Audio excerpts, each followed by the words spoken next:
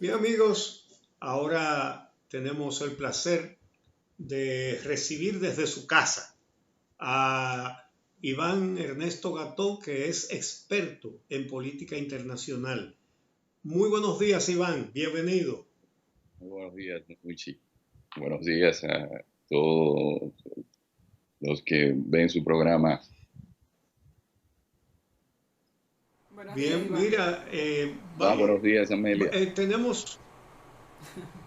tenemos un par de temas, pero vamos a comenzar por los conflictos raciales en los Estados Unidos, por la violencia policial contra los afroamericanos. Esto tiene cierta recurrencia. Digo, tiene mucha recurrencia el hecho de que policías blancos maten a estadounidenses negros.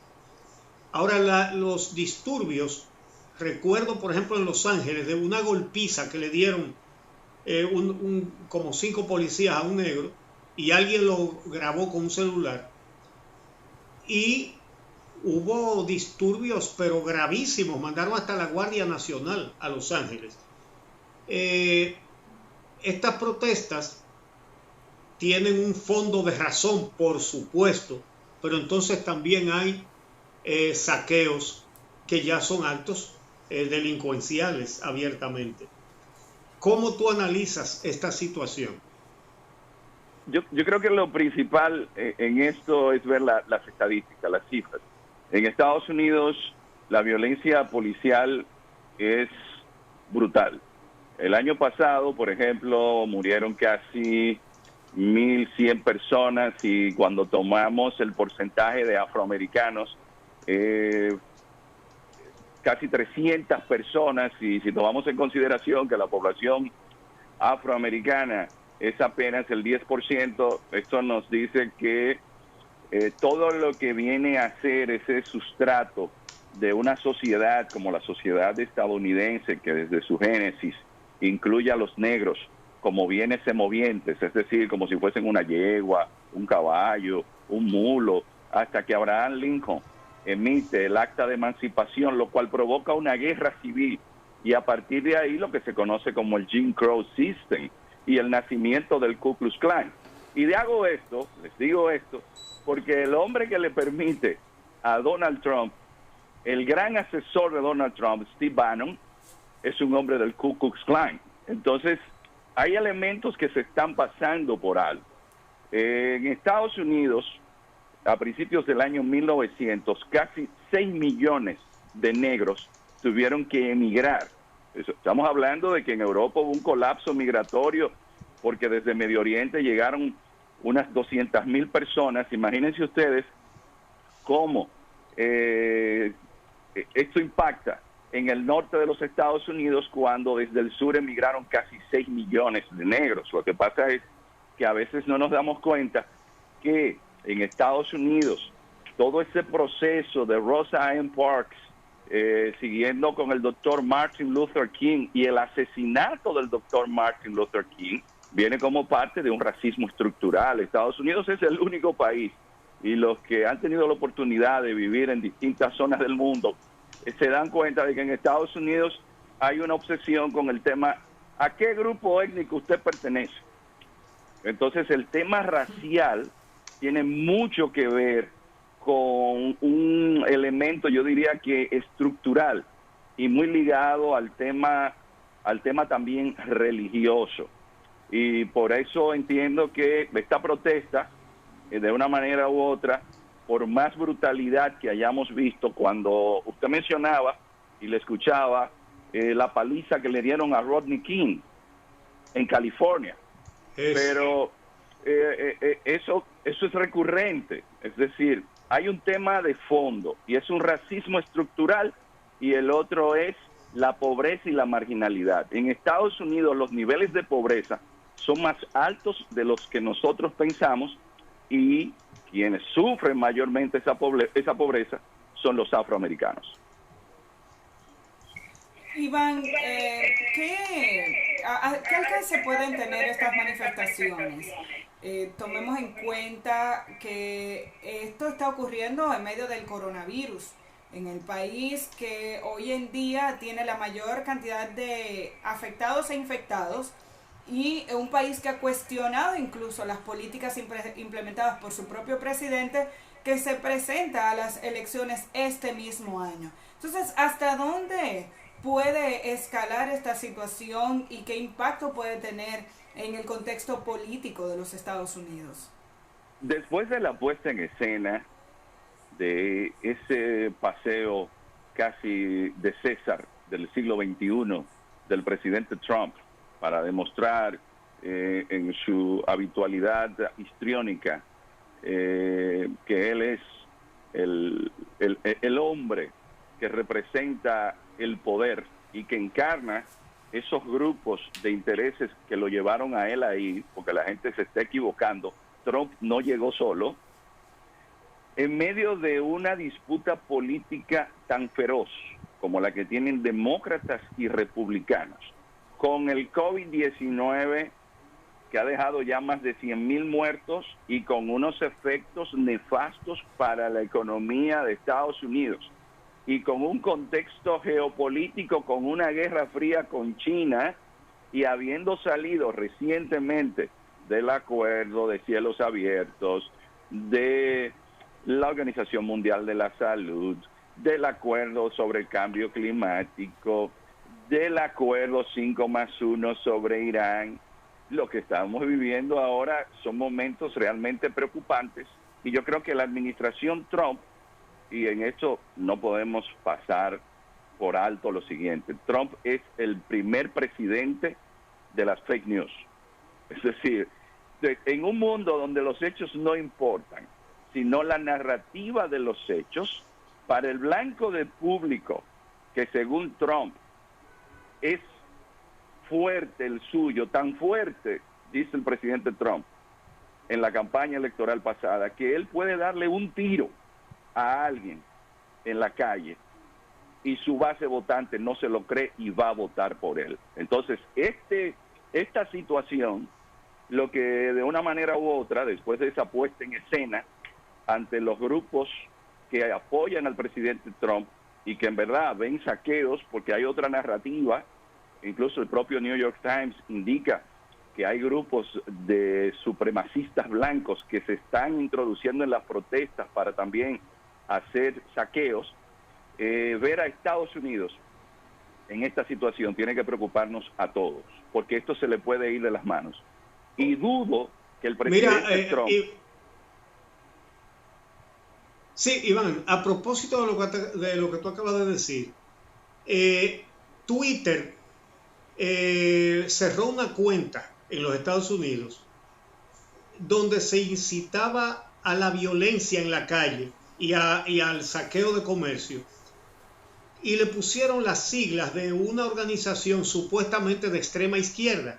Entonces Twitter desmanteló esa cuenta, la investigó y quedó al descubierto la verdad.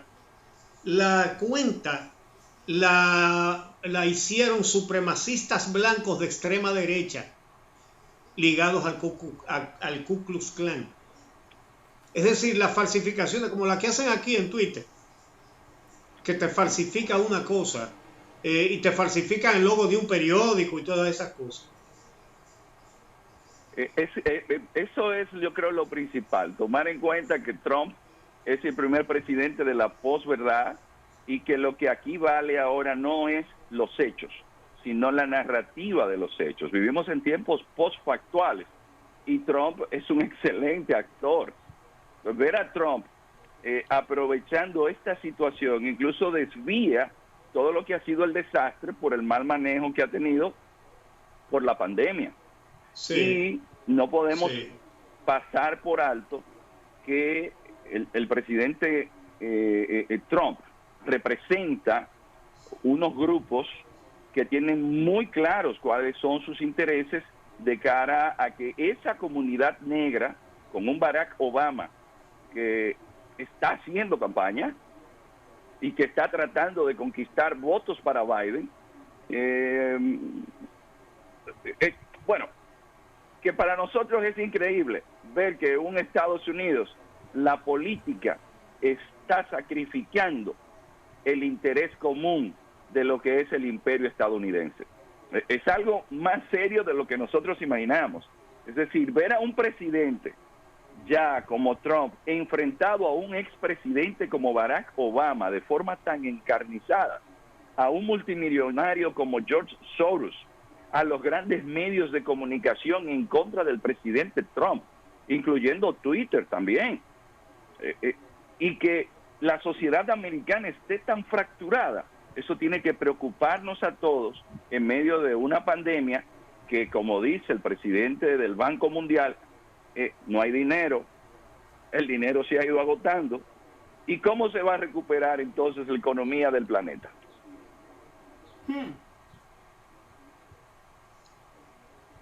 Así es.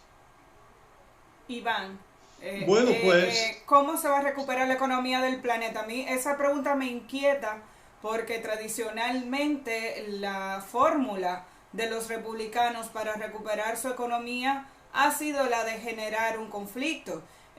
Quisiera saber cuáles son las perspectivas y las expectativas que puede tener Trump de cara a estas elecciones cuando lo vemos con una política tan desacertada hacia el tema del coronavirus y lo que decide es echarle la culpa a la OMS. Acaba de anunciar nuevas políticas frente a Hong Kong después de que China incrementara las políticas de seguridad en el territorio de Hong Kong. Entonces Estados Unidos dijo, bueno, pero si ya Hong Kong no es tan independiente, entonces los privilegios arancelarios se van. ¿Cuáles son, digamos, que las posibilidades, bueno, y este estallido social ahora, las posibilidades que tiene Donald Trump de mantener posibilidades de ganar en las elecciones de este año 2020, y cómo evalúas estas medidas que ha estado tomando en las últimas semanas, lo de la OMS, lo de China, lo de Hong Kong? Sí, fíjense que el presidente Trump ha llevado una narrativa con China desde que llegó. Por eso no debe sorprendernos cuando Pompeo informa diciendo de que a Hong Kong hay que verlo como parte de China. Pero esto es porque bajo el estatus que tiene Hong Kong, China como centro, está utilizando a Hong Kong como centro financiero y también para hacer exportaciones. Es decir, que Hong Kong estaba sirviendo como medio para seguir beneficiando a los chinos.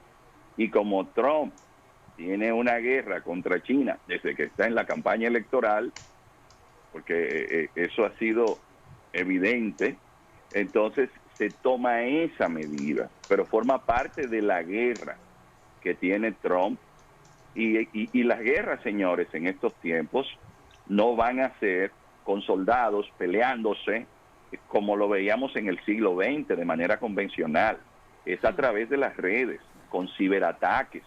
Y como tú tienes todo tu sistema en una computadora para el sistema eléctrico o para hacer una operación quirúrgica, que en el lenguaje militar es mandar un dron con una bomba en un sitio, eso yo lo hago con un dron. Entonces Estados Unidos y China están en guerra ya hace un tiempecito. Entonces el tema de Trump con China, por eso él identificaba muy bien y decía, Biden va a ser apoyado por los chinos, porque a los chinos no les conviene que sea yo el presidente. Entonces, fíjense la gravedad del asunto. Es decir, ya él está incluyendo el tema en política. Y evidentemente que el tema de Hong Kong y lo que nosotros entendemos con el concepto de democracia, eso hay que tener mucho cuidado, porque Hong Kong fue una colonia inglesa que fue devuelta en el 1997, cuando ya en el año 1839 se da la primera guerra del opio. Es decir, para los chinos, porque uno lo ve desde la perspectiva occidental, el pensamiento democrático, pero en el imaginario chino, Hong Kong significa la llegada de los ingleses como narcotraficantes, porque es así, lo que llevaron fue opio, para debilitar a la dinastía manchú de los chinos. Entonces, eso que nosotros llamamos democracia, en el mundo oriental no es igual que acá, porque su pasado histórico y su costumbre no tuvieron ni una ilustración, no tuvieron ese enciclopedismo que permitió la Revolución Francesa. Los procesos de esos países no son iguales y ellos relacionan autoridad con estabilidad, y la estabilidad permite desarrollo económico, y el desarrollo económico permite el bienestar de la gente. Es decir, hay que tener cuidado, porque las democracias, la gente le ve eficacia en la medida que resuelve el problema económico y da paz y estabilidad. En China, para ellos, desde su perspectiva confuciana, la paz y la estabilidad no se consiguen con ese sistema que nosotros llamamos democracia. Ahora, Iván, tal y como tú explicas, Trump ha mostrado un modus operandi bastante simple. Si a él le sale mal una cosa como la gripecita que le mata a más de 100,000 personas, entonces él echa un pleito con otro. Él acusa a otro, a la OMS, por ejemplo, y echa un pleito con la OMS y así desvía la atención de su fracaso. Él crea conflictos para desviar la atención o para que le sean útiles en coyunturas determinadas, pero el caso es que ese conflicto queda.